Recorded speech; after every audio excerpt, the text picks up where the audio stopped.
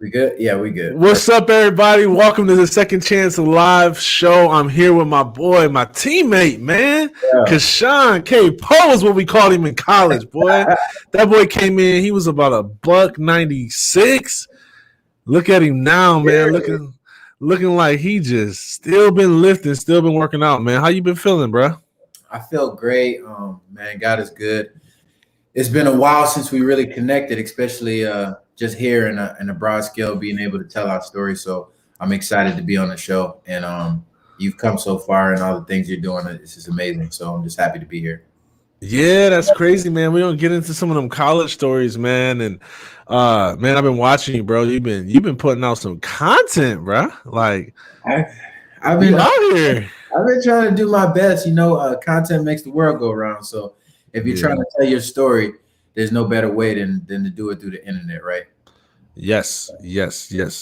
So, guys, if you're just now tuning in, I'm talking with Kashawn, man. He's a fitness expert, man. We're going to get into his official bio. I want you to be thinking about who you know that needs to be a part of this discussion. We're going to talk about, football, transition out of sports, health, fitness, and nutrition. He's got a challenge coming up, Quarantine 15. We're going to talk about that and how you can get into shape. Like, if you like me, you might have put on the Quarantine 15, but let's lose the 15. You know what I'm saying? Yeah. And so get back right. It's something about having that momentum, especially, we going into it's February 19th today. And I know everybody starts off the New Year's knowing that they want to improve their overall health. And then 3-4 weeks into the year, they're like, forget it. It's dead. So K-Po gonna help us with that today. Yeah. Excuse me, hold on. KFIT gonna help us with that today, y'all. And I'm excited to get into this discussion, man. So let's go ahead, man. As a former defensive lineman with the Canadian Football League, Kashawn Fraser turned disappointment to determination when a knee injury ended his athletic career. Over the next few years, Kashawn became a personal trainer and founded KFIT and Fitness at Your Door, in addition to giving back to the athletic community as a volunteer for Special Olympics. Kashawn's mission is to help as many people as possible achieve mental, physical, and spiritual wellness through a solid fitness journey, which correlates with consistency in life and transformation in overall health. So, y'all, join me in welcoming Kashawn Fraser to the show. Man, let people know kind of like your journey a little bit, growing up in Fort Lauderdale, and just like how did you get into Division I football, and just kind of let them know a little bit of the background before we really get into what you're doing today. Okay, where do we start, man? Before we even go to Fort Lauderdale, I was born in New York, so I'm not a New Yorker because I've been in Florida since I was 12. I'm now turning 31 next month. But my family is from New York. I'm from Queens. I was born there. Lived with my grandparents. My whole family lived in one house. Very family-oriented place. And we vacationed to Florida, and we loved it. And they thought it was a better opportunity for me to move up there and then, just be in that warm weather and just have a lot more opportunities. Moving to Florida, being 12, just kind of being the only child. I loved basketball because, New York was a basketball state, and then you go to Florida and it's a football state. Didn't play football to my last year in high school. And, just like so many people in our lives that we're blessed to meet, and, they kind of pay it forward. And, I just got that advice like, hey, I know you say you want to go in the NBA, but they got you playing power forward and you just started playing point guard real late. And, you just don't have all that guidance all the time.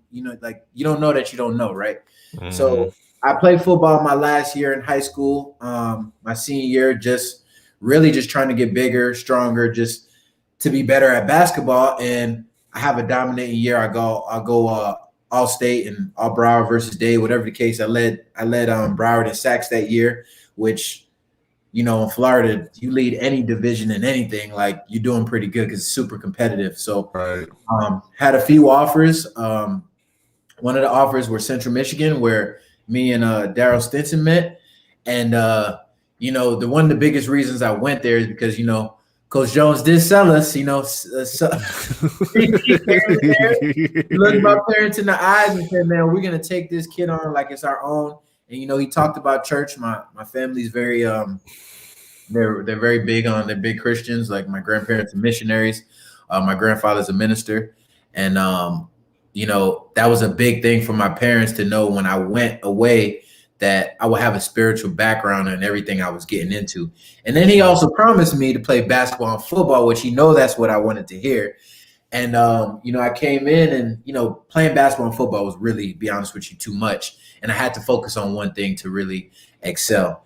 And what Dara was really talking about was, I came in as a young kid, not even knowing how I got here because I wasn't a football player.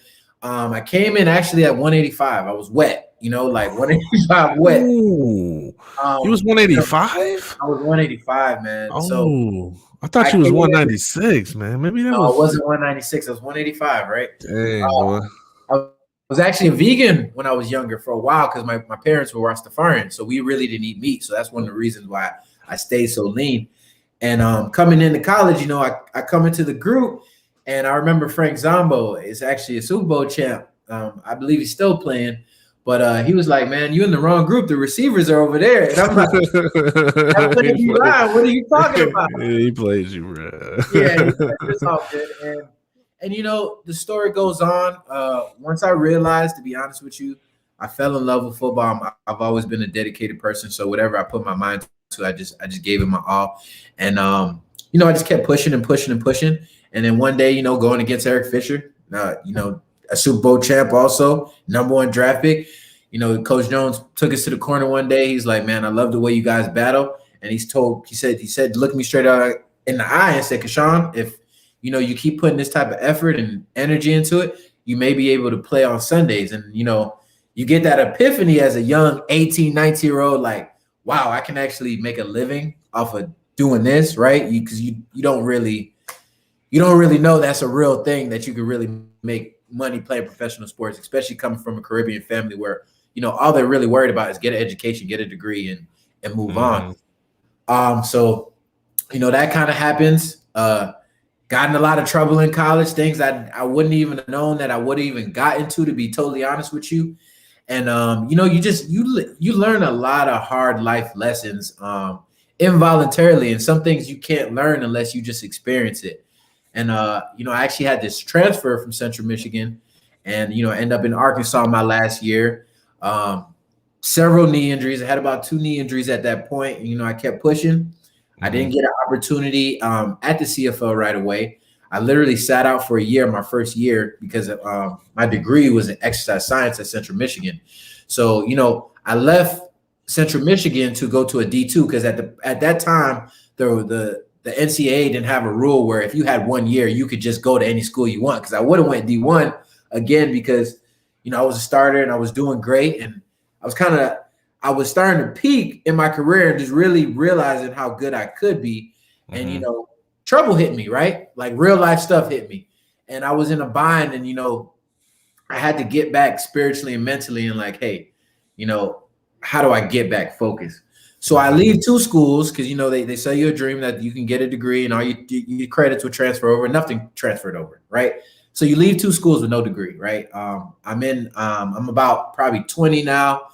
I leave college, supposed to be at least a priority free agent, something. I don't get an opportunity.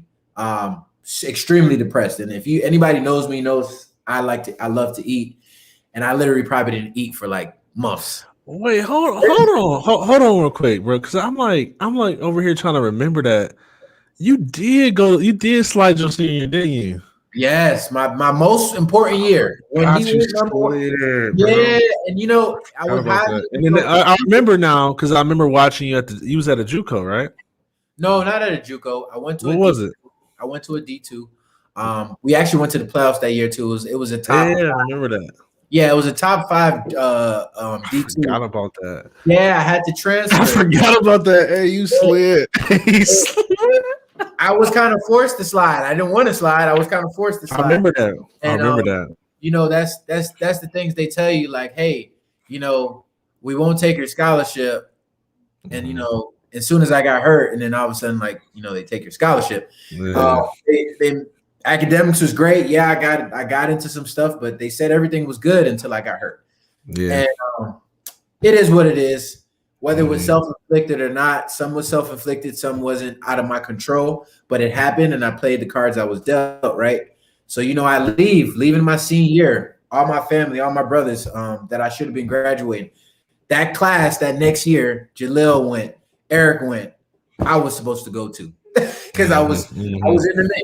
I know I was great. I'm not trying to boast, but I know I had it. And I beat myself up about that probably 2 years ago. So back to where I'm going, I leave and I leave with no degree. My parents weren't doing the greatest at the time. We lost our place, and all I had was that Dodge Intrepid, and that I had in college that my grandparents gifted me when I was because I was doing good in school, and life really hits you all at once because you're on such a high, and then it's like, bam, you're in real life, and I told myself, I was like, man, I'm like 2 credits away from finishing my exercise science degree. I need to finish it. And my mom was really big on me. She's like, you're gonna do all that, get hurt, and do all this, and not finish what you started. And I'm very thankful for my mom just telling me to finish my degree. So I went online. I finished through Walden University. As I was doing personal training, because I already damn well had a degree in exercise science because I've been doing it so long, and I was already training because I was training to be a professional athlete, right? And I knew that was my calling. I went to a few gyms, and it was just an awful experience. Bad customer service, couldn't get paid on time. The trainers didn't know nothing because it's such a low level of education to even become a trainer. Literally, you take 30 minutes, a true or false questionnaire, and all of a sudden you're a trainer. You're a fitness expert. Just because you look good, that don't mean you can make somebody else look good, right? And saying, I could do all bad by myself. I went on my own and started kind of doing my own thing while I was going to school, doing personal training, getting bounce checks. I still had a hope to play professional football because I knew I still had the talent to do it. One of my bosses, he kind of said, hey, you play football? Because I was really skinny at the time because just being depressed, I just lost a lot of weight. Like I didn't look like the same Kashawn that went from 185 to left college at 265. And once that happened, I started going to some tryouts. The Giants reached out, actually got into camp. I tore my rotator cuff. Then I get that. I'm like, damn, I can't win. Then I do a tryout for CFL, right? And I actually get in. I did a few tryouts. I get in the CFL. God gave me opportunity because I really prayed. I was like, God, you give me another opportunity. I promise I won't mess this one up. And and my man Ken Wall said, looks like you need to work out, bro. I do. If you don't know Ken, man, he's a great guy, man. He's got a really large influence on live stream, man, and I'll pick up some pointers from him. A great dude to get to know, man. Marty said, what's up, man? And I don't know if you remember Marty or not, but Marty's a good dude, man. So yeah, continue. So I'm in it. I'm in the CFL. I'm in Winnipeg, Manitoba, which Lord knows I would never thought I would ever be there. And when you make plans and God was damn sure laughing at me. I went into the CFL. I started my first year. I did amazing. Coming back off of a strong year, finally getting that urge to do what I loved and getting the opportunity that I felt like I deserved. I was trying to take that back door to get back into the NFL. I have a reconstructive knee surgery. And that crushed me again. So I'm back in the real world because you can't really work for anybody. I always knew I had to be my own business because when you're living that life, when you're living out of a bag, pretty much, you can't really keep any stability. So it was a lot of things that I couldn't control. Then I go off and I start KFIT. I start the KFIT personal training business, which was kinetic fitness individual training. I always seen it as a scalable company. And I built an amazing clientele, and I really felt like I was like, whether I play football or not, this is my calling. Helping people, changing people's lives. This is something I'm passionate about. I can transfer the same energy into training. And then from there, I get opportunity again to play in the CFL with the Calgary Stampeders, and then they call me, and they reach out, and I say, okay. I'm definitely open to playing again because I just wanted to give it one more chance. I told myself, I was like, you know how you got something on your heart and then you always are thinking, what if I went back? What if? And I was doing amazing in training. Like it wasn't about money. It wasn't about anything. It was more about the passion I still have for the game. I go there, I hurt my knee again. So this is 3 knee surgeries in literally 4 to 5 years. And I'm like, I'm trying to be a trainer. A trainer needs to be able to squat and show example. So, we went to the Grey Cup that year, which is the national championship. I mean, not national champion, but the Super Bowl of the Grey Cup. We lost it. And, I thought I was going to get called back because I was starting again. Never got on the team and didn't take a spot and start playing great. I just couldn't stay healthy for whatever reason it was. And then that happened. And, I just told myself I'm going to go all into fitness because, this is obviously not, I thought my biggest impact was going to be being a professional football player. And my biggest impact was being a servant of God and really changing people's lives. And as I hit a peak at KFIT and, you get so in demand and you kind of get to that stage of burnout as a trainer, I started Fitness at Your Door. And Fitness at Your Door was built to be personal trainers that come to you, certified trainers that come to you at the convenience of your time and your location, because I knew I couldn't be everywhere and I knew I wanted to serve more people. And a lot of people wanted my time, but it's only so much time you have in a day. And Fitness at Your Door started in COVID. I originally thought I needed an app for it, but I didn't have the finances to do it the right way I wanted to do it. So I manually started passing trainers to people off of my legacy, pretty much my branding of being in the personal training industry for 10 years. So people trust me to give them the right person because I vet all these people. I'm making my own certification right now with the Fitness at Your Door certification. And we actually have an app dropping in April right now where you literally can put your area code in and you can have a trainer come right to you in on-demand time and also massage therapists, chiropractors, anything health and wellness to your door. So I know go ahead with the app. What? Drop the app. The app. It was a lot of heartaches. It was a lot of wins. There's a lot of losses. Like, every story you hear. And it's exciting that, I finally know my passion. I'm finally focused. I don't have one foot in football, one foot in the training industry. I'm all in and I'm living through my passion. I'm happy and I'm growing and I'm very uncomfortable while I'm very comfortable being uncomfortable right now. And it's exciting to be where I am and, find a real purpose and know I'm living through my gift. So that's pretty much my story up to this point. Man, proud of you, man. You went through some stuff.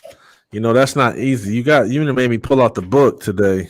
I don't pull it out on every episode, but I'm looking for something, man, because you might as well have wrote my book, man. Because this thing. Your book? Hold on. I got the book right here somewhere. Oh, do you got it? You ain't read it. I can tell you ain't read it yet. I got about 20 books I got to read. I did 10 last year. You on the list? Trust me. I'm on the list. As long as I'm on the list, man. Hey, I thought you might think this is funny. That's what I'm looking for.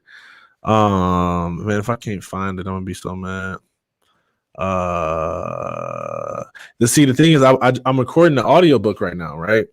And so, as I'm recording the audiobook, I'm like going through the material again. I'm like, dang, man, I forgot some of this was in here. And this is good stuff, man. I'm over here like getting my own material is speaking to me, and so that's how you know it's good stuff. Anyways, I can't find it right now. I'm gonna find it though.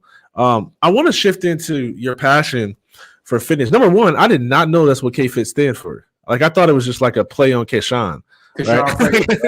Right. Like both, yeah. I did it. Yeah, you kind of ripped it with the name, like it's a rip, right? And so, like, I love for you to talk about your passion for wellness, and then I want to ask you a question about plant-based diets because I watched that documentary, Game Changers or whatever, and I know that's kind of a trend with Chris Paul. Some say Tom Brady, that's his primary diet. So I want to get your thoughts on that too. Okay. Yeah. So talk about why are you so passionate about health and wellness? Okay. So to be honest with you, this is where it started.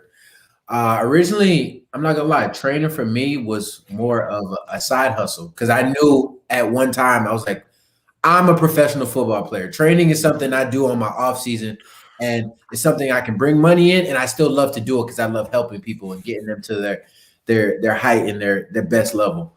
So I met this guy named Michael. He was one of my first clients. And he's really who gave me the passion for health and wellness. There's one thing when you're an athlete, knowing that you have to take care of your body mentally, physically, spiritually. You got to eat right. You got to train when you don't want to train. You got to spiritually be in tune to mentally be able to for all the pressures that come with the business of being a professional athlete. And damn, where'd you go? Hold on. I'm here. I'm looking. I don't know where the screen went. Hold on. Sorry. I can see you. I can't see you. Hold on. Yeah, I'm sitting right here. Hold up. Where? Well, while you figure out your screen, I'm gonna read people an excerpt from my book. This is a perfect time. I found what I was looking for. Okay, you got what you're looking for. We're talking about the potential of an athlete. It says, I found myself trying to explain to everybody how good of an athlete I could have been. I would tell them about my best games and rare athleticism. I love telling people the story about how I was fast enough to challenge Antonio Brown to a race and was competitive. You remember that? You remember when I raced Antonio Brown? I believe so, on the turf. I believe. Yeah, in the inside. Yeah, And so the truth was that he blasted past me off the get off, but I gained ground on him when my long stride kicked in. Oh, and of course, I would brag about the times I beat 2013 number 1 draft pick Eric Fisher in pass rush drills. I made sure everyone knew how good I could have been. It was pathetic. I would talk about how I was a better athlete than every professional athlete I played against. Eric Fisher, Frank, Draymond Green, Brandon Jennings, and more. I told people who cared, and I told people who didn't. I told athletes and non-athletes. I briefed people who asked about my sports career and people who didn't ask. Why? Because it helped me to cope with the pain of it being over. Somehow telling other people about how I dunked on somebody who was in the pros or outperformed someone who was doing well in college made me feel as if I were still competing. I was subconsciously trying to trick myself into believing I had lived up to my potential. Watch this. This is the part I want you to hear. I had to accept that although I could have been a professional athlete, I was never going to be one. I had to accept that even though I beat Eric Fisher in some pass rush drills, he got drafted number 1, and I watched him play from my couch at home. Yes, I put up solid points against Draymond Green during our preseason in 2007, but he was playing pro basketball, making millions, and I was struggling to pay the cable bill to watch him play. So, anyways, this is real stuff, bro. Right. And so, yeah, man, that's a little excerpt. Guys, if you haven't got the book, go get the book, secondchanceathletes.com. All right. Can you see me now? I can see you. All right. So now I'm done running my commercial. So you was talking about how you started doing it as like something that you knew in the off season. Right.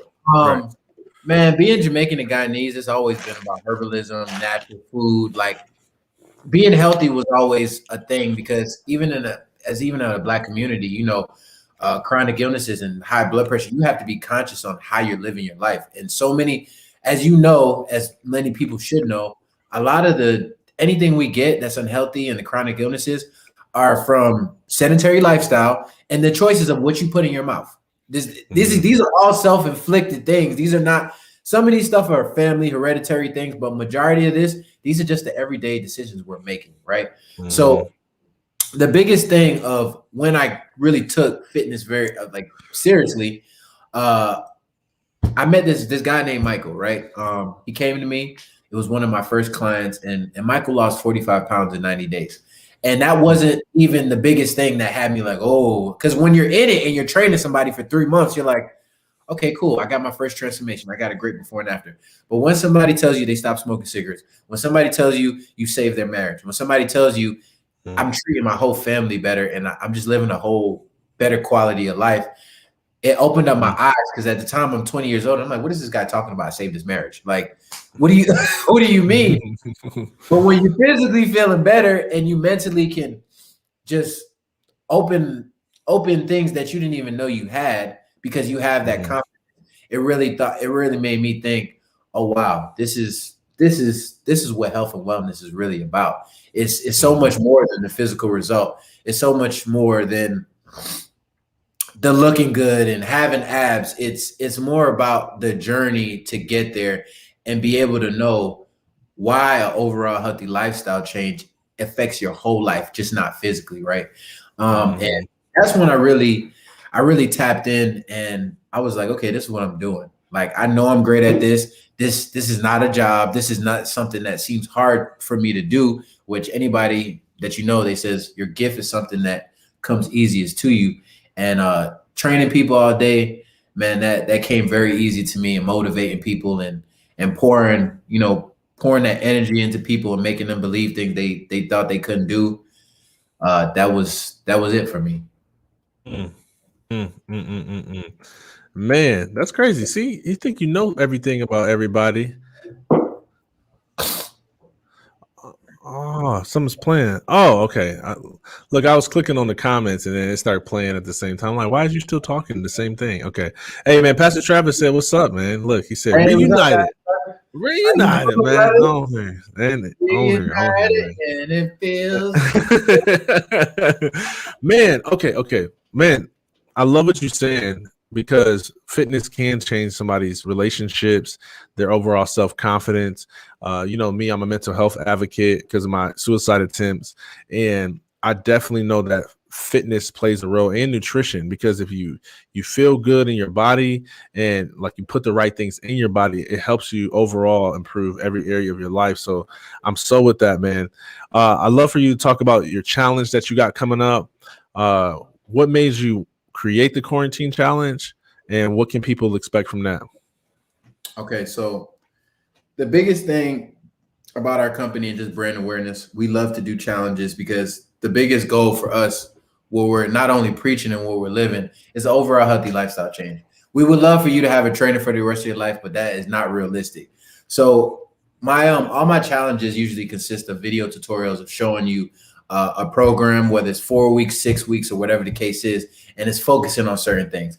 Obviously, for the familiarity, the average American in quarantine has gained 15 to 16 pounds. So I called it the quarantine 15, right? So I know a lot of people think it's, just to lose weight. But the first challenge I originally did was a transformation challenge. And this was a body weight challenge. It was 3 workouts a week, active rest on the days off. It came with a meal plan, accountability group, a journal to track your progress. And the average person lost 10 to 12 pounds doing that challenge in a month. These are people I never met. These are people who just solely, when you have an accountability group and something to kind of push forward to and a goal to push forward to, like just like in life, you get amazing results. And that opened up my eyes because I really thought online challenge, I thought it didn't work, to be honest with you. I thought you had to be in front of somebody really physically motivating them to ever get any type of change. And the first challenge just really opened up my eyes, right?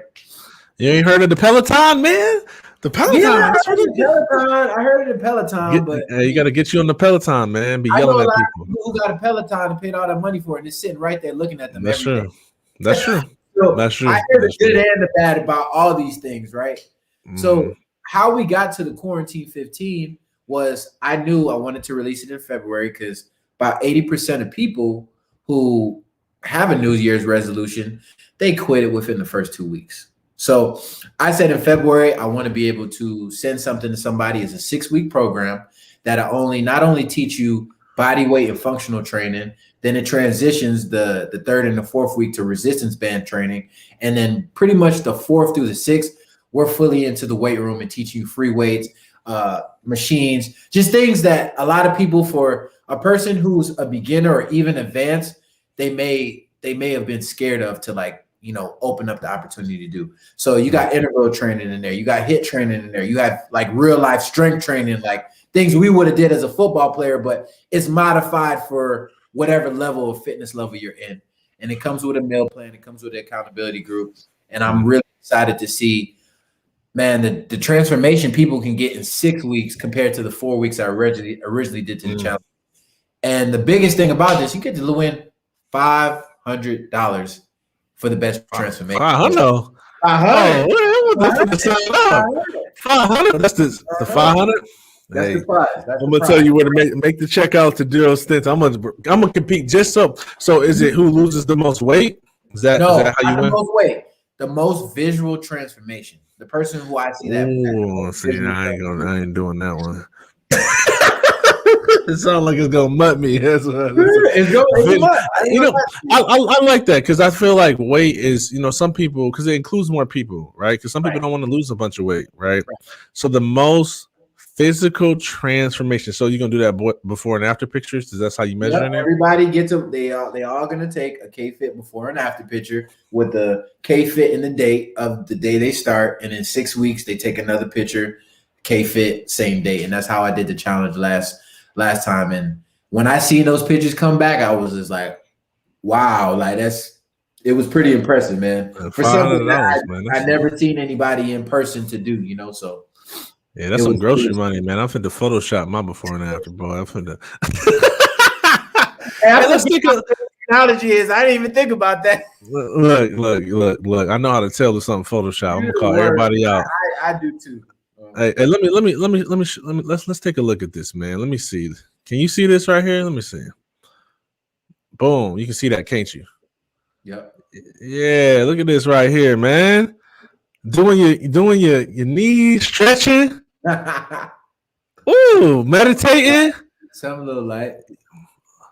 It's a nice video, man. So we got the 6-week quarantine 15, win 500 cash. Mm-hmm. Yep. You got 2 days, almost 2 days and 8 hours to register. It comes with weekly workouts, video tutorials, meal plan full of healthy, easy recipes, a 6-minute ab attack video, 10-minute mindset talk for the hard days to keep you on track, online community. The best transformation will get 500 cash prize. That's what I'm talking about. And then here go the proof. This is our transformation before. The proof is in the pudding, boy. Look at that. Oh, okay. Looking like you running track, bro. Okay. This is your body. Okay. Yeah, credibility. Hey, man, this is nice, bro. It's only $50 to participate.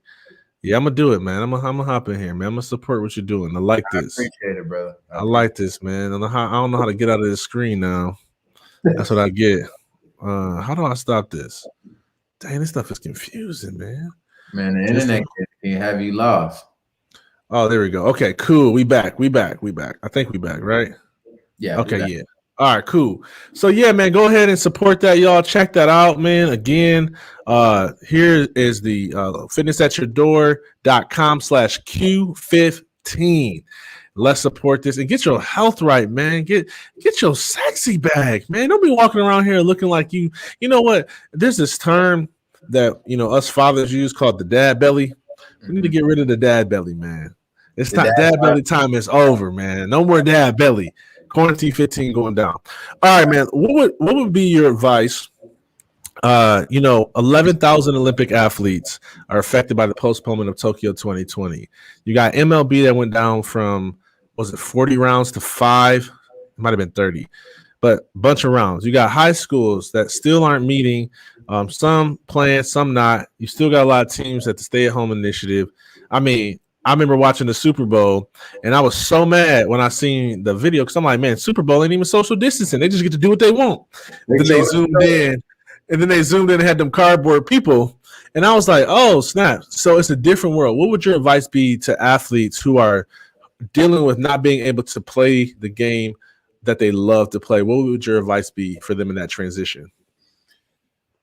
Man, some things you can't talk about unless you've been through it. And this is one thing I couldn't imagine us being in college where you away from your family and you're in your senior year where this is the only opportunity for you to really kind of have that breakout year to get that even glimpse of opportunity to go further. It's a rough transition. The best thing I can tell them is focus on what you can control.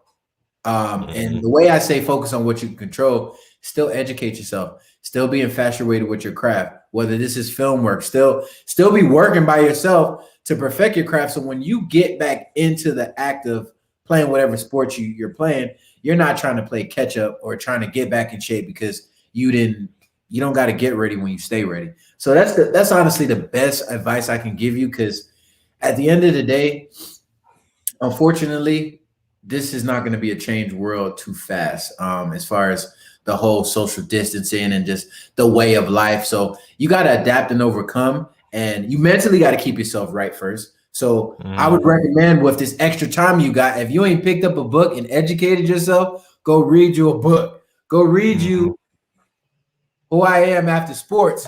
Because if there ain't no other way to tell you who I am after sports, this is a time when you can't even play the sport you love, even if you got a scholarship to do it. So crazy. I would just educate on yourself on what are your other passions besides sports, right? That would be my personal opinion. I wish I did more of that in college, to be honest with you, and kind of venture and not get so stuck up in, okay, this is the end all be all of, what I'm doing right now. Because, you kind of get brainwashed in college, like, this is it, football, football, football, football. And this is just a tool for you. Football is just a tool for you. I'm not trying to knock like going professionally. It's great. I had an amazing experience going professionally. It comes with a lot of hardships too. You meet some amazing people, like I was able to meet you, and brothers and family that you'll call family forever. But I think the biggest thing is to be a well-rounded person, even when you're not able to have access to the sport, because that's the only way you're going to have sanity, and that's the only way you're ever going to really feel fulfilled as a person. Because the sport will never fully fulfill you. For sure. Absolutely, man. I don't really usually like to ask this question because it comes with like a little, I don't know, man. Like some people get into regret, and that's not the point. But I think we sometimes learn, we learn things in retrospect, right? And so I always tell people, like, when you review the past, don't beat yourself up about like what some of the things you did, because you don't know what you can't judge. You can't judge your old self off of wisdom you have today. You see what I'm saying? And so that ain't the point of the question, but I am curious if you could do it all over again, what 2 things would you do differently? You talking about college wise or like what in general? Like just in your life, man, in your career, in your life, whatever. What's 2 things you would have done differently? I don't think I would have gotten a relationship in college.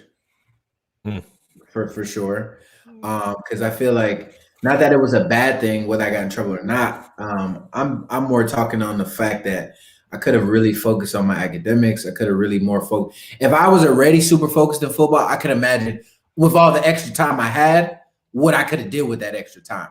And that's why relationships are a bad thing.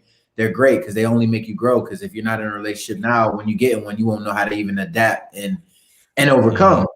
I think that's one thing I wouldn't have done. Another thing, I would have read 10 books a year.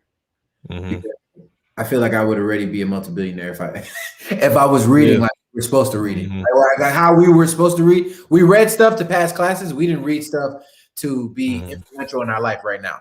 And I wish they would have pushed that on us a little bit more. I wish not saying the coaches weren't great, but I wish they would have given us certain things where we would have had group activities and read things that were life-changing more than so much because you're trying to get a degree. I think that's something I would have did for myself, just to educate myself more than anything, because the money came from the knowledge, and the money from today is coming from experience and knowledge. So there's not too many things I would say I would redo, because no matter if it was hard at that time, it made me the business owner I am today and the man I am today. So no matter how much it sucked, I couldn't be and think out the box like I'm thinking now, because I would have never been through anything. Right. So. Absolutely. You don't have any context. Yeah, for sure, man. Man, that's what's up, man. And I just want to say, man, I've been following you more closely probably for about the last, I don't know, man, 2.5 years. And I see you growing, man. I can tell that you're investing in yourself from a marketing standpoint. I saw your marketing go to a whole new level. I was like, Kashawn reading something, or he didn't hire somebody, boy, because it just there was a period, I can't remember when, but I was like, man, everything changed. And I could tell, you had started to apply some stuff that you've been learning. So you've been building for a while, man. And I know, the sky is still the limit for you, man. Speaking of which, one of the things I like to ask people is, what do you want your legacy to be? That's a good question, man. When we talk about legacy, I hold myself really to a high standard. Like, to be honest with you, it's really bad because I'm my hardest critic, and whoever I am with, like, I'll be their hardest critic too, because I know how I treat myself. when I talk about legacy, especially building a new company, and I'm starting to getting into just doing more because I have more knowledge to do more. Uh, I see fitness at your door one day, $1 billion company.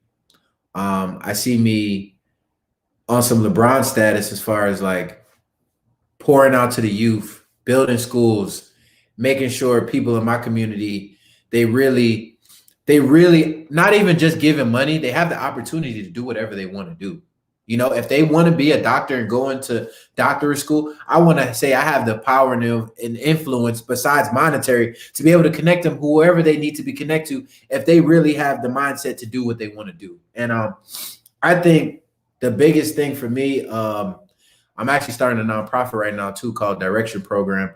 And that's for the 1% of athletes that, you know how on every team you go to, Jackson Heights, you're like, man, that kid's amazing, but they wouldn't have the financial needs or whatever the case is to be able to even take that talent anywhere. Or financial literacy, talking about public speaking, talking about self-affirmation, self-care, all the things you don't talk about as an athlete that makes you it makes you a sexy athlete. It makes me want to recruit this type of guy because he could be a face and a leader of our team, right? Or she could be a face.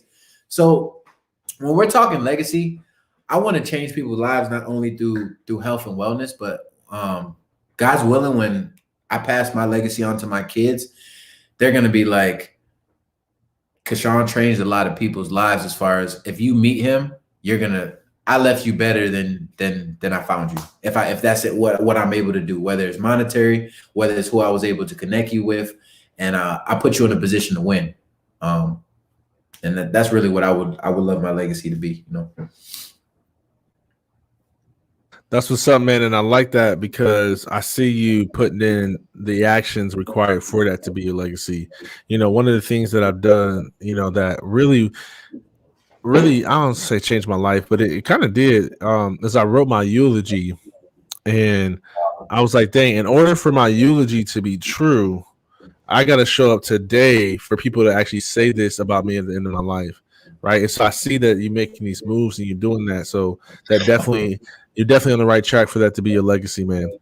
Man, this has been amazing, bro. You know, we could talk for hours, bro. We can get into some memories, some funny stuff. Let me ask you this. I'm gonna ask you this one question before we land the plane. What was the funniest story you have from your days in college? Damn, what? Oh man, I think when we got them two damn dogs, and I thought I could take them dogs, and I woke up in the camp, and it was doodoo all over the walls, the ceilings, and everything in my bathroom. I was like, how the hell did these dogs get up there? Man, that was one of the funniest stories. I'm not gonna lie.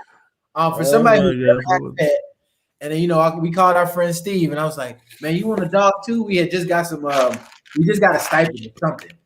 And I was like, man, these pit bulls are beautiful. These blue nose pits. Man, the neighbors called the damn dog. You guys are never home. You're not doing this. You're not doing that. Man, we doing our best with the time we got, and we had to go. I think you sold the dogs. Actually, you found a way to make sure they got to a good home. And I think that was one of the stories, man. I walked up, and it was the shittiest place ever.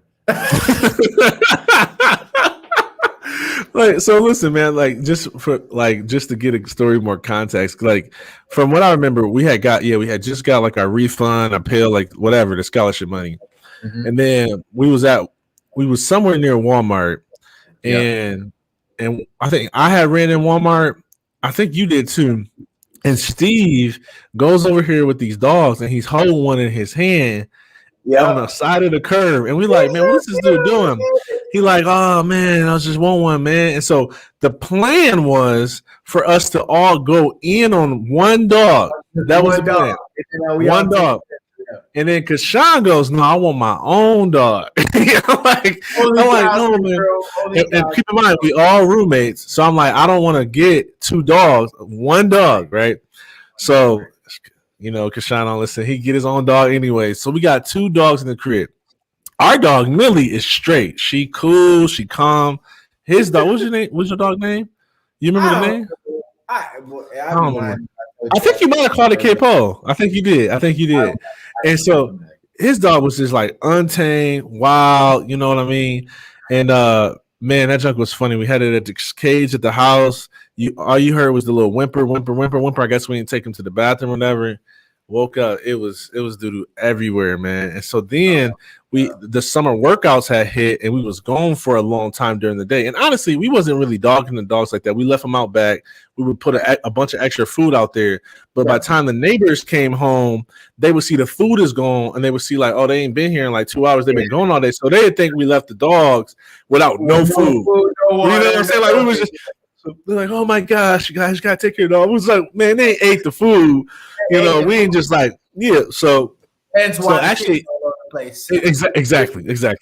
And so then that's when that's when they actually were the ones who said that we know some people who could maybe, you know, get the dog to home. And then I was thinking like, man, yeah, because we still was like, I don't know if we want to sell because we had become kind of attached at that point. But we had season coming up, and I was like, "There's no way we're gonna have a whole football season with these dogs." You know what I'm saying? So, man, that junk was funny. Okay. Gorgeous now, man. Those were some pretty dogs. Ah, man, them dogs are dope, man. I still miss that dog. Yeah, I talk about that too. Now my wife trying to get me to get a dog, so you know, let me stop talking about that. Man, go get you. Nah, man, I'm straight, bro.